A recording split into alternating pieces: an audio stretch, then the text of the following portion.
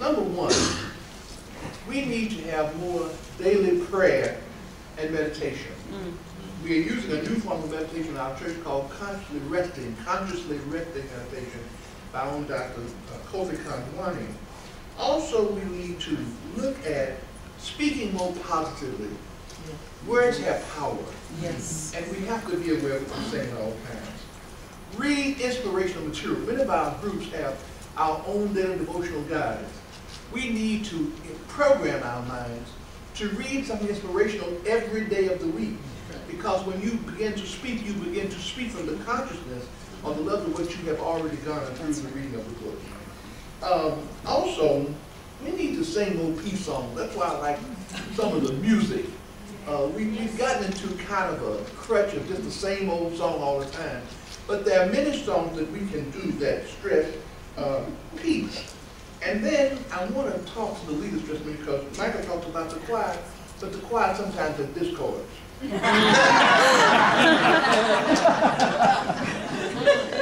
Number one, we as leaders need to be an example. Yes. We need to be the light. We need to be that peace that we speak about. Number two, we need to open our pulpits to others. In our church, we have brought in the Muslims, even many of you heard of Master Shaw, Sikang Shaw, who is Buddhist, but he brought his whole movement to our church. All that disturbed the new thought, in fact, he talked about karma, erasing karma. But what I followed him up with was to explain to the people what karma was about so they would know they were not out of place with Master Shaw. We have to learn who the Muslims are. We have Muslims in our church because they're so orderly. We have to learn who people are. And when your pulpit is only you all the time, and nobody comes in to bring another message, we have to be able to understand who people are. We need to do that. Conduct interfaith services. We have once a year, we do services, we bring in people from all around the city of Atlanta from various religious backgrounds so that we can learn who they are. I'll never forget the president of the Interdenominational Theological Seminary in Atlanta was so impressed learning what the Jews were about, what the Muslims were about. He said as the president of the school, he didn't know anything about anybody else but the Baptist, the Methodist, the Church of God in Christ, the Lutherans. And then I was with Reverend Beckwith, Reverend Michael, on one occasion, he took me to a meeting of the Baha'i faith, and they were planning peace polls.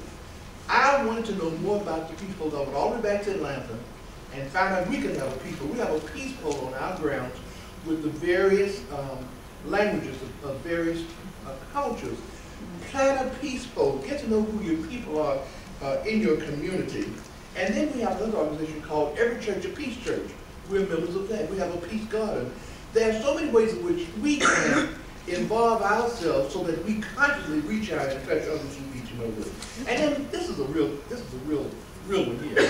Your mission statement should be broad enough to cover all people.